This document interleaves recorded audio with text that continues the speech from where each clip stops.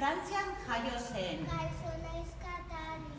Katalin eta bere familia asko maite zuen Ama Birjina, eta Katalin otoitz egiten zuen. Agur Maria Maria, graziaz betea, jaunara zurekin, berinkatua zara zu, arle guztien artea, eta berinkatua da zure sabeleko frutua Jesusu.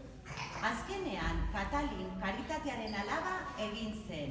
Egun batean, lotan zegoen bitartean, zuriz jantzitako ume bat agertu zitzaion.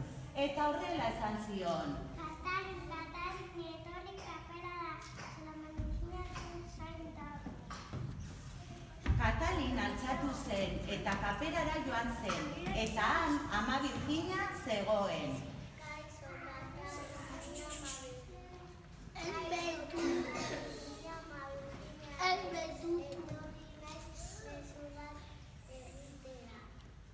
Nitaz. Nita gogoratzeko domina egiteak duzu, eta eramaten duena jainkoaren babesa jasoko duz.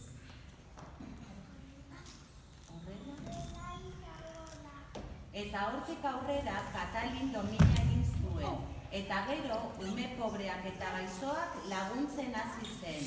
Horregaitik domina umeen artean banatzen da, eta hemen kaperan guztiok hartuko duzue jainkoaren babesa jasotzeko.